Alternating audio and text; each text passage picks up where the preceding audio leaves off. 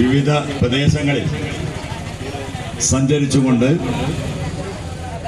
27-ാം തീയതി പഞ്ചായത്തിലേക്ക് മാർച്ച് നടത്താൻ വേണ്ടി നമ്മൾ തീരുമാനിച്ചു. അതിൻ്റെ അടിസ്ഥാനത്തിലാണ്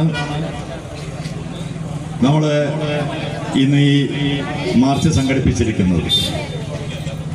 ഈ മാർച്ചിൽ ഉന്നയിക്കുന്ന കാര്യങ്ങളെക്കുറിച്ച് നമ്മൾ കഴിഞ്ഞ ജാഥയിൽ നമ്മുടെ പഞ്ചായത്തിലുടനീളം നമ്മൾ സംസാരിക്കുകയുണ്ടായി.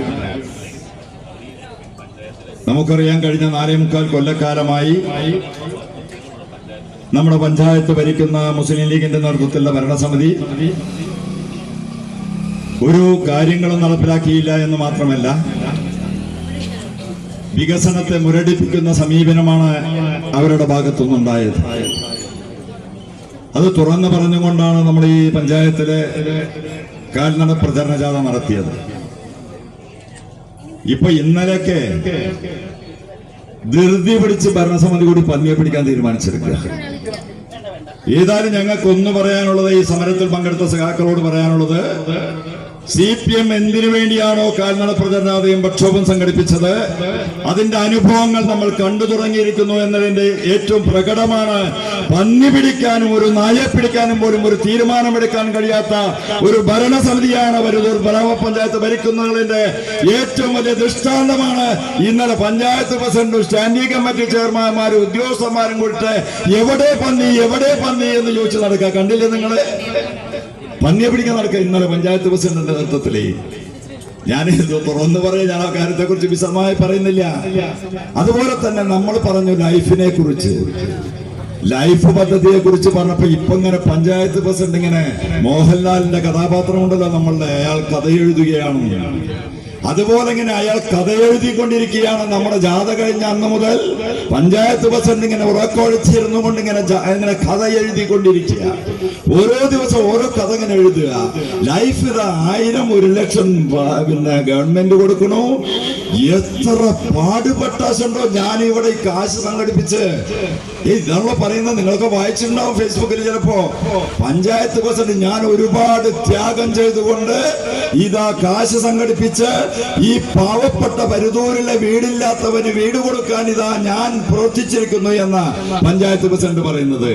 ഒരു കാര്യം ഞാൻ പറയാം, പരുതൂരിൽ നിന്നുള്ള CPM-ന്റെ നേതൃത്വത്തിലുള്ള ഇടതുപക്ഷ ജനാധിപത്യ മുന്നണി ഗവൺമെന്റ്, സഖാവ് പിണറായി വിജയന്റെ ഗവൺമെന്റ്, കേരളത്തിൽ ഒരു മനുഷ്യനും വീടില്ലാത്തവൻ പാടില്ല എന്ന് തീരുമാനിച്ചുകൊണ്ടാണ് മുന്നോട്ട് പോയിക്കൊണ്ടിരിക്കുന്നത്. കേരളത്തിൽ വീടില്ലാത്തവ മുഴുവൻ ആളുകൾക്കും വീട് കൊടുക്കാനുള്ള പദ്ധതിയുമായി കൊണ്ട് ഇടതുപക്ഷ ജനാധിപത്യ മുന്നണി ഗവൺമെന്റ്, സഖാവ് പിണറായിയുടെ ഗവൺമെന്റ് പോകുമ്പോൾ പരുതൂരിലെ പ്രസിഡന്റ് പറയുന്നു, പരുതൂർ ഇതാ ഞാൻ ഇത് നടപ്പിലാക്കുന്നു. ഞാൻ ഒരുപാട് ബുദ്ധിമുട്ടിയിട്ട് ലോൺ എടുത്തിട്ട് ഇങ്ങനെ കൊടുക്കുക, എന്നിട്ട് ഇപ്പൊ CPM-മാര് ലൈഫ് എന്ന് പറയുക എന്ന രീതിയിലുള്ള കള്ള പ്രചരണം.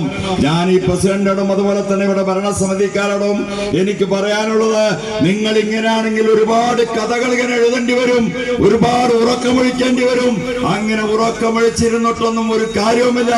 പരുതൂരിലെ ജനങ്ങൾ തീരുമാനിച്ചിരിക്കുന്നു, നിങ്ങളുടെ ഈ ഭരണത്തെ ചവിട്ടി പുറത്താക്കാനുള്ള തീരുമാനമെടുത്തിരിക്കുന്നു. അതിന്റെ തെളിവാണ് ആയിരക്കണക്കിന് ആളുകൾ പങ്കെടുത്തുകൊണ്ട് പരുതൂരിലെ ഈ പഞ്ചായത്തിനെതിരായിക്കൊണ്ടുള്ള പ്രക്ഷോഭം നടത്തിയിരിക്കുന്നത്. നിരന്തരമായ പ്രക്ഷോഭത്തിലേക്ക് ഞങ്ങൾ പോവുകയാണ്. കഴിഞ്ഞ 4.25 കൊല്ലക്കാലങ്ങൾക്ക് മുന്നേ നുണ പറഞ്ഞുകൊണ്ട്, ഒരുപാട് നുണകൾ പറഞ്ഞുകൊണ്ട് രാജ്യത്തെ ജനങ്ങളെ പറ്റിച്ച് നിങ്ങൾ അധികാരത്തിൽ വന്നപ്പോൾ അതിന്റെ ശീതളച്ചായൽ ഇങ്ങനെ ഇരുന്നിങ്ങനെ ഫേസ്ബുക്ക് ലൈഫുമായി നിങ്ങൾ മുന്നോട്ട് പോവുക.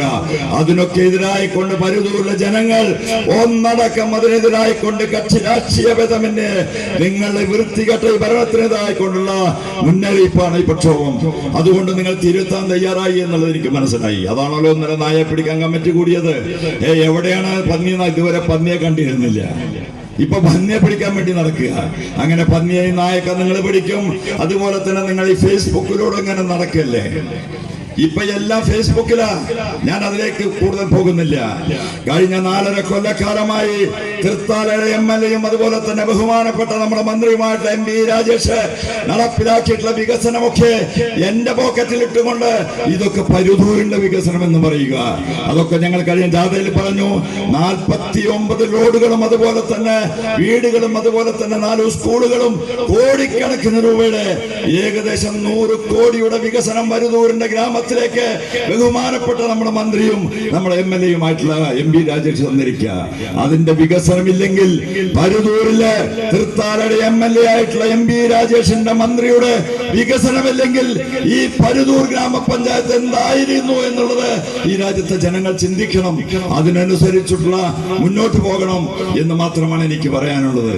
ഇവിടെ ഈ പ്രക്ഷോഭത്തില് നമുക്കറിയാം, കുറെ ദിവസമായി നമ്മുടെ പാർട്ടി ആളുകളെല്ലാം ഈ സമരത്തിന് വേണ്ടി തയ്യാറെടുത്തിരിക്കുകയാണ്.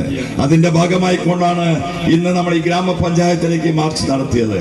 ഈ ഗ്രാമപഞ്ചായത്തിന്റെ ഈ മാർച്ച് ഉദ്ഘാടനം ചെയ്യുന്നത് നമ്മുടെ പാർട്ടിയുടെ പ്രിയങ്കരനായിട്ടുള്ള സെക്രട്ടറി സഖാവ് EN സുരേഷ് ബാബുവാണ്.